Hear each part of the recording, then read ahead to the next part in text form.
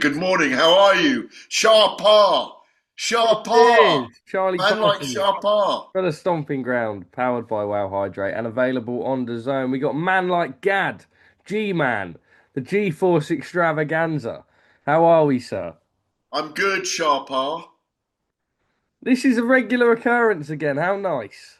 It is. We went months without kind of communicating, talking, and we talk as much off recording, off air, as we do on air. In fact, that would be almost a better, It would um, definitely be better. but it's uncensored. That's the problem, and we swear too much, don't we? So What are we drinking? I'm very well. How are you? I'm good, mate. I'm good. I'm good. I'm good. I'm good. What's in the coffee cup, or what was in the coffee cup? Just a pod of coffee. Oh, Yeah, no. It's 10:47 in the morning. I ain't touching tequila yet. No, I've got a lot to do today because off to Vegas tomorrow for Crawford and Canelo. Are you going?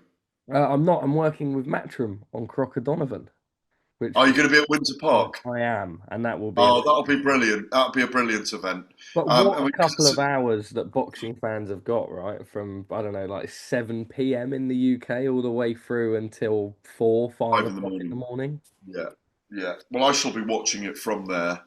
Um, and I think Donovan gets the job done again. Well, let's go straight into that. For the IBF title this time round, there was a lot of controversy around the first fight. Looking back now to that moment, Gareth, how did you assess it? Was it right? I know referees get accused of making it about them time and time again. Um, I remember being feeling conflicted at the time. No, I think Marcus McDonnell, wasn't it? I think he was applying the letter of the law. There were punches thrown after the bell, even though Crocker was crocked. He was in terrible trouble at the time. End of the eighth round from memory 6 months ago, and I think McDonnell probably did the right thing. Well, look at what's come out of it. We've got a bigger fight, a bigger audience, a better resonance around it. It's the precursor to Canelo and Crawford for the British fight fans, as you just mentioned, and the IBF title that was held by Jaron Boots Ennis is on the line as well. So things you might say happen for a reason, and there's so much more on the line now. My pick is simply that Donovan is probably, even though I think I was having a look, he's number 48 in the world, believe it or not. And Crocker's rated as number 6 in the world. That's with BoxRec. You've got the number 1 in the UK at Northern Ireland, and you've got the number 1 in Ireland at welterweight. So it is an all-Irish affair. 18 to 19,000 will be in there. I remember when Carl Frampton fought Luke Johnson there, an amazing atmosphere. It's going to be outstanding. It will rival an atmosphere anywhere in the world. Belfast is an amazing fight city and an amazing city. Gareth, this is the first all-Irish world title fight, which feels a bit mad to me. It's a staggering statistic, isn't it? You just wonder how, with the Fighting Irish, how that has gone on for so long, for 160 odd years, that we've never had a gloved all Irish title fight. I would like to be able to dig into all the records and check that out, but it seems, as I say, um, almost beyond belief that we've never had one.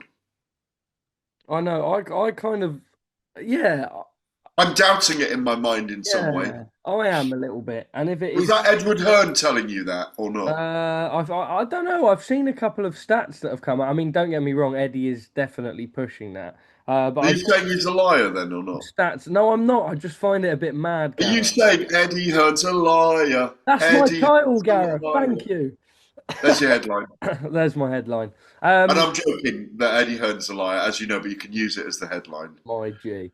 Let's roll into Canelo Crawford then. You're gonna have the maddest week ever. You're gonna land. There's gonna be a 6 fight card on. Then the next day you're gonna see another fight card, then another fight card, and then you get to fight night and another fight card. Um, Crawford up at 168. I'm conflicted. I've always told you that. I kind of A see lot of people Canelo. say that about you, that you're conflicted, you know.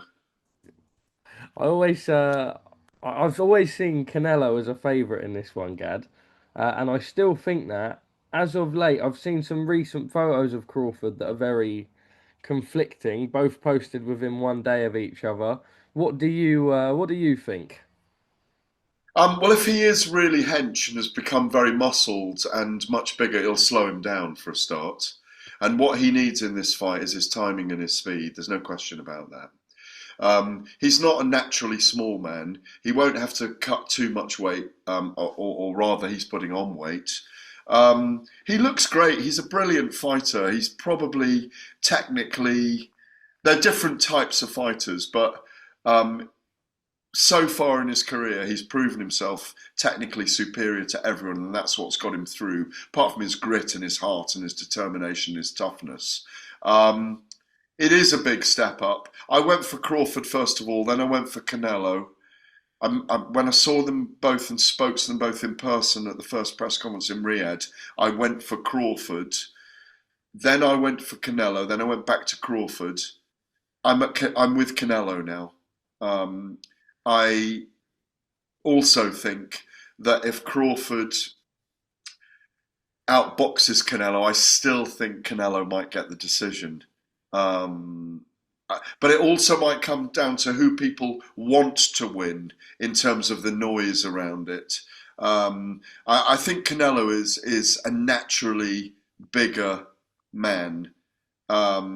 Yes, he has slowed slightly, but technically he's still very, very good. Um, and he's been in against everyone. It's his to lose, in my view, because this is the big step up for Crawford. This is Crawford's moment, not Canelo's moment. This is Canelo's moment to be Marvin Hagler against Sugar Ray Leonard, as I coined it a long time ago when they first came together. Um, and I pushed for this fight ages ago, even before Turkey came along, because I thought they both needed this kind of fight, super fight, certainly Crawford. I just think Canelo's going to do it, or we'll get a split draw on the judges' cards. I think it's a 12-round fight. I don't see Crawford stopping Canelo. I don't see Canelo stopping Crawford either, because they're both tough enough and they've both got the wherewithal not to not to be knocked down or knocked out. I think they're both going to go 12 rounds. I think they'll go 12 rounds. Canelo not stopping anyone since Caleb Plant in 2021. I mean, he's never had the fastest of legs. Is it a matter of, I suppose, Crawford winning, being that little bit lighter, being evasive, getting in and out the pocket, and not allowing Of Canelo to course, close that distance? of course, of course, that's the way he's got to win it, and he's got to time him in range and in mid range, and he's got to be smart and move laterally and do all those things. You know what he's got to do. I mean, I don't need to spell it out. What I'm looking forward to, Char, is being there and around them and getting a feel for what they're looking like physically. In person. There's nothing like that, as you know. Once you get there, once you're around them, once you get a sense of the energy they're giving off, um, then you get you get that pick a little bit better in your on your mind, don't you? Of all those things, of course, Crawford has to be smart. He is in against a much bigger fighter who's handled people at the bigger, greater level. Deep down, I know he's been fought at super middleweight for quite a long time now, 5 or 6 years. He is still naturally a middleweight, in my view, and Crawford is naturally a welterweight. So they're both pumped up. Um, if Crawford wins, I think it puts him as a modern great. This is his moment to prove how great he is. It wouldn't surprise me if there's two fights, which I was moving towards, that if it's very close or if it's controversial or if it's a split draw or anything like that, they do it again, of course. G-Man, your thoughts on Dana White? It's the first time we've seen him involved with a boxing fight on this magnitude ever. Obviously, Callum Walsh is the co-main event, a fighter who's featured on many a UFC Fight Pass show. I suppose with that as well, have you seen Mauricio Sulaimán's statement? No, which statement? He came out and said that Dana White will not allow him into the ring after Canelo-Crawford to present the WBC title. Mauricio Suleiman insists he will still be there and he will basically security better get ready if they try and stop him getting in the ring. I mean, I Mauricio, don't know what the history of that is. I don't know what the history of that is, Charlie. I don't know why he won't allow him in. It's politics. I just don't know why he should be allowing him because what the WBA, IBF, and WBO are all going to be in there presumably. Um, so unless none of them are I allowed, just hmm? unless none of them are allowed.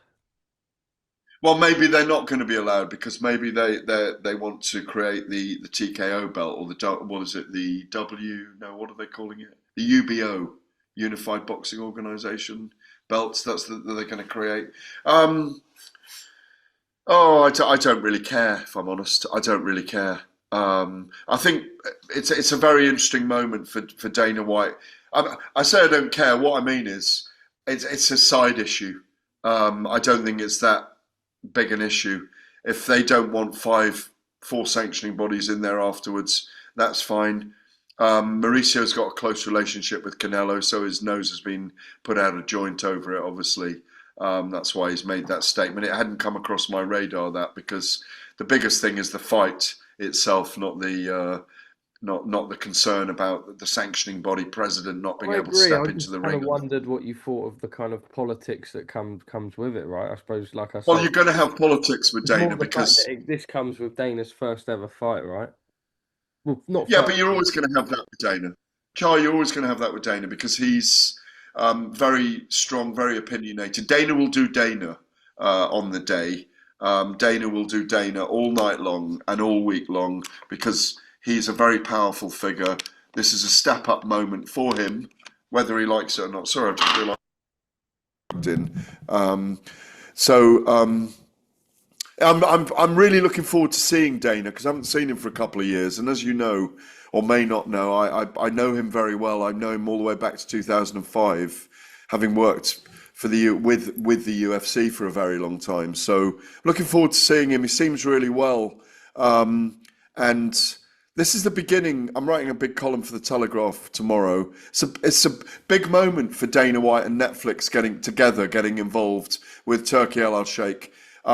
This is a moment where boxing could be transformed in America, and it's going to be beneficial to all of us. But they got a huge job to do. I'm also interested as to, it seems like, at least from a Netflix standpoint, every time I open it, the first thing that comes up is Canelo-Crawford. I see an advert yesterday advertising memberships to Netflix under Canelo-Crawford. It's not like this is kind of just a thing that Netflix are kind of doing to the side. It seems it's very much pivotal to their marketing plan. They're pushing a lot behind this. Of course they would. There was always going to be show. We've all had a little moan that it hasn't really caught fire, but it's not being promoted in the same way that the traditional promoters do a boxing event. It's Netflix has whatever it is, 500 million viewers, subscribers. So they're pushing this out there to the mainstream. It'll do massive numbers, over 50 million views, I'm sure, guaranteed. So it'll be interesting to see how it does resonate with the general public. But it's an enormous event, this. Canelo commands a huge audience in Latin America and particularly obviously in Mexico. It's massive. And they need Canelo in this because he's the big A side, he's the big draw, he's the eyes on him. And in many ways, Crawford's the underdog in every single way to Canelo in this. Gareth, let's go into a bit of misfits. I saw yourself and Adam Cattrall discussing on Talksport. Your thoughts now after kind of a week or so, and then we'll go into some other bits. I was there. I really enjoyed the show. I think if you accept it for what it is, it's not boxing, but if we can have some MMA No. talent that are from fighting pedigree, a bit of MMA in there with Dylan Dennis, I loved his presence. I think he's a really cool guy. What are your kind of takeaways and thoughts? Yeah, I know Dylan very well, and I get on very well with him. It was a shame to miss him. I think he's a super troll. He's a brilliant marketeer. He's very clever at what he does, and like you say, when the cameras are off, he's actually a very intelligent, very smart, and a great guy to be around. Even though he pulls off the weirdest stunts in front of camera. Darren Till sold the event well all week. I think on the margins, it's too bizarre and it's too theatrical.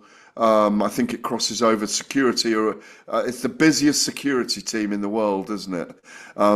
Because there's always something spilling out here, there, or everywhere. Obviously, the gloves are off in terms of the mess and noise they make all week, which sells for them. KSI's wonderful laugh in the background when all the trouble's going off all the time. Mams Taylor with a big grin on his face. And they might well grin and laugh because they've made a massive success after 22 events. And I've been to a few of them. I watched a lot of it because it was a quiet boxing week. I thought Darren Till really performed. Again, I'm not sure. I know that they're talking about doing Till against Carl Froch behind the scenes, but I'm not sure that Carl should come back after 11 years away. He's not going to be the same force at nearly 50, and they're going to have to find probably a minimum of 3, 4, 5 million for Froch to get back into a ring with Till, but I know they're looking at it. As I say, in a quiet boxing week, look, it's an absolute boxing circus. It's boxing hijacked or ambushed by a different group of characters, but it's the best card they've put together. And in many ways, even though you can't see it as boxing, as you say, it entertained the masses. I was going to say that. Like I say, I thoroughly enjoyed it. I've been speaking to Darren Till a little bit since. He's linked to everyone under the sun, from Carl Froch to Andrew Tate to Jorge Masvidal to Mike Perry, and then potentially boxers as well. I kind of like how he's kind of staying away from the Jake Paul stuff at the minute. Everyone and their nan's calling out Jake Paul. Probably not going to get the fight, so you may as well avoid that. Avoid that one. Carl Froch. Gareth is the biggest, and I can't believe I'm even saying this. Seems to be right now, from performative wise on what we're putting out, Carl Froch and Andrew Tate, Carl Froch and Darren Till is the most performing thing we're talking about at the minute. Yeah, I don't think it's a stadium event. I think it's like an O2 Arena or a Manchester Arena event. I think it does well in an arena that size, but it all depends on. It's a big gamble for Carl Froch. It's not for Darren. Darren's flying, as we know. You know, he's captured the zeitgeist of what Misfits is. But obviously, he's a sharpshooter with that left hand as well, and he's got a decent amount of boxing ability. So, and I mean that in terms of where he fits into pro boxing against a pro boxer, and he's got all that. He's got the spittle of publicity, hasn't he? You know, and he's got that raging diaspora within the fight world that generates a lot of heat and a lot of interest, because he's got this ability to go off on one and then be calm again. And he's got a bee in his bonnet about Carl Froch. It makes for great theatre, and obviously it would sell really well. It all comes down. I'm not sure Froch really wants to step into back into the ring, and I think he would be horribly nervous to do it. And I don't know if you recall back last December. You know, I had a few back and forths when Jake Paul fought Mike Tyson. You know, I was one of the clowns that Carl was attacking at the time. He was doing his super troll thing. You know, I think I ended up in his dickhead in top 10 dickheads in the world or whatever it I was. forgot about that. I think you told me about. No, it was. I did. It was me. Yeah, Yeah. it was you or Oscar that told me about. Did you know you're one of Carl Froch's? You know, you got to the quarterfinals of the dickhead of the. I think Eddie beat you. Actually, it was you. Eddie beat me. Yeah, well, he's definitely a in the bigger dickhead than me. Isn't he? I quarterfinals. mean, he wins hands down in that. Did he go on to be the biggest dickhead in boxing or I not? think John Fury did. Right, okay. Well, look, all that kind of stuff that Carl does is very funny and very amusing and entertaining, which is why I call him a super troll. But That's one thing, but does he really want to talk himself back into a fight? Yes, there'll be a certain amount of money there. Yes, if they sell it well enough, it would fill out an arena. Um, Go on, hand on heart. Do you think? I don't think it's going to happen. If it happens, it's a big story. But hand on heart, I don't think it's going to happen. I think Carl is trolling for numbers. I think I think he's thinking about it. Now that Oh doesn't no, mean I agree with it's you. gonna He's definitely happen. thinking about it. I He's definitely I thinking I about it. just don't think I'm not sure if he'll pull the trigger because there's thinking about it and thinking you've still got it. And although then There you go. again, I don't really think it's like Gareth, I'll ask you this. Is it legacy damaging? I don't think Yes. so. Oh, do you? No, well, yes and no. I mean, it doesn't matter. He's got his legacy in boxing anyway. That's He's what I come back for mean. one fight. If he earns a couple of million out of it, he says he doesn't need money. So if you don't need the money, you don't need to do it. I imagine he doesn't need money, but 5 mil is also a nice amount of money. Or even 2 mil. You Yeah. know, he's got a grow. He's got his family. I think his children are still teenagers. So he's done very, very well in his career. I remember him saying to me in an interview I did with that when we were all at the IBA conference in Dubai, that if he went in the ring with Jake Paul and he lost, he'd have to go and emigrate to Australia because he'd never be able to show his face again. You know, he might struggle to show his face again if he lost to Darren Till. Yeah. I don't think he would. I mean, I've just read, I've just been sent, I just messaged the boys while I was speaking to you saying, get me a quote. He's going to talk about me getting choked out. Does he realise what I could do to these normal boxers? Does he realise in 10 seconds flat he's getting totally strangled, begging for his life? There's nothing he could do about it. I'm Yeah, not. but that's not a boxing match, though. Yeah, but that's Darren. That's absolute nonsense because they're not having a fucking jiu-jitsu competition or an MMA fight. But of course, Darren wins on the cobbles in that style because once he's got hands on Carl, we know that the MMA fighters that have a completely different skill set. Every fight starts standing, as we say in MMA, but once you've got hands on someone or have taken them down, you know. And Darren's brilliant at jiu-jitsu, remember. We don't see it a lot, but he is brilliant at jiu-jitsu. So he's mixing his metaphors there, if you like, because it's a boxing match he's talking about, That's not how they choking a sell it, though, fella isn't it? out. That's how they sell it. Quickly, Final one. Parker Wardley. I feel a Love. bit for Joseph Parker just Why? because I just think he could have had bigger fights sooner. We've gone soft in the head. Look, yes, he should have had a world title fight. Yes, he should have fought Daniel Dubois. Yes, he could have beaten Daniel Dubois. Yes, he should have fought Usyk. But it hasn't worked that way at the moment. And you can critique, you know, we should all be screaming that it's wrong that what Oleksandr Usyk is doing then if we're saying that for Joseph Parker. It's a dangerous fight for both of them.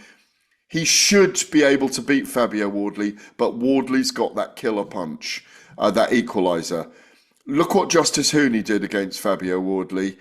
Joseph Parker is a level, if not two, above Justice Hooney right now, and with more power, and he's a bigger man at 120 kilos now. So if he loses, he can climb back on the horse. If he wins, he's in position to fight Usyk. If he fights and it goes ahead, he'll probably earn a couple of million for doing it. So it's a win-win-win. He's just got to make sure he wins the fight. It's a brilliant fight. Really looking forward to it. Parker's the favourite, but Wardley will be dangerous until he's either stopped, which he hasn't been. He's either stopped or he's demoralised by the boxing skills of Joseph Parker. And fight fans get a big night at the O2.